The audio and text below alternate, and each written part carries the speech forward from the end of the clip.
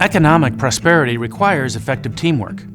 Each of us spends a great deal of time and effort providing many other people with things they want, just as they do for us. And most of the people involved in meeting your daily needs are unknown to you. How did they know what you needed? Why did they care enough to do something about it? The answer is market prices. A market price is a signal wrapped up in an incentive. The price is the way that buyers and sellers that are otherwise complete strangers can know that they have a basis for a productive partnership. To better understand the economic function of market prices, let me use a concrete example. Take a look at these two jars of jam. One costs $25, the other's only $5. You might think that the high-priced one is an example of pure corporate greed, but nothing could be further from the truth. It's produced by the monks of Holy Transfiguration Skeet, a monastery located in a remote area on the shores of Lake Superior. They chose this location because it's conducive to their chosen lifestyle of solitude and prayer. It's not what most people would choose, but it suits them.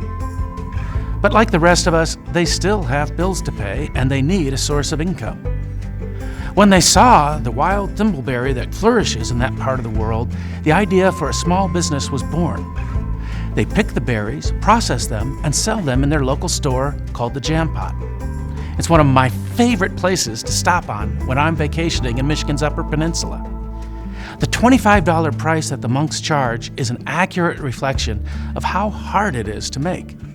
It takes a lot of time to forage for the berries they need to satisfy the demand from customers like me.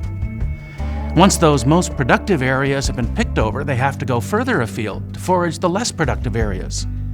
In short, their labors are subject to the problem of diminishing marginal returns.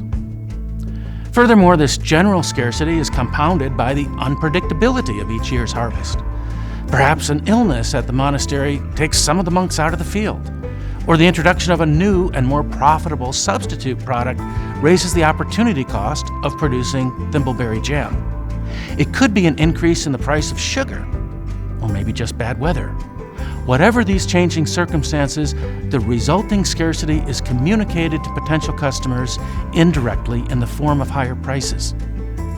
Because of the higher price, both monks and their customers respond appropriately.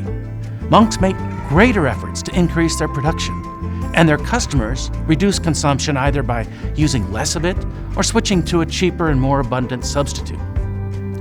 Of course, the difficulties on the supply side are only one side of the story of the $25 price. The other side comes from customers like me.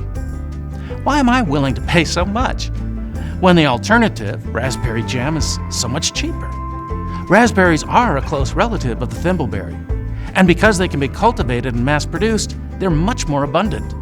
So why not buy more of those? Well, in fact, I do. But the law of diminishing marginal utility sets in at some point. I want variety. Because I already consume many jars of raspberry and only one jar of thimbleberry, it's a special treat. Besides which, I prefer the distinctive taste of the thimbleberry. But some of my reasons for buying it are completely unrelated to the taste. I like the idea that it's a wild berry that's picked, processed, and canned right here in Michigan. I also like supporting the monastery with my purchase. I enjoy interacting directly with the monks when I'm buying it. I'm not just paying for the jam, I'm paying for the experience. And when I use it later at home after the summer is over, it brings back pleasant memories of my family vacation. Occasionally I give it as a gift to someone to show that there's something special to me. Giving someone a jar of Smuckers would communicate a completely different message. Of course, I don't have to communicate any of this directly to the monks. My purchase is enough to let them know that I value what they're doing, and I hope they keep doing it. They don't need to know why. And when their customer circumstances change, the monks will get that message too. It could be their customers couldn't afford jam this year because they spent so much on higher gas prices. Or maybe they want to increase their purchases because they got a raise in pay. Or it could be simply because a restaurant 20 miles away closed and more people are arriving to the Jam Pot hungry. you can see that the price that the monks and their customers agreed to makes a lot of use of detailed information about each other's values, opportunities, and changing circumstances. But the underlying message is a simple one. This interaction is benefiting both of us, so let's keep doing it. When government regulations fix limits on prices, the relevant information known to buyers and sellers is ignored, including the relevant knowledge of changing circumstances.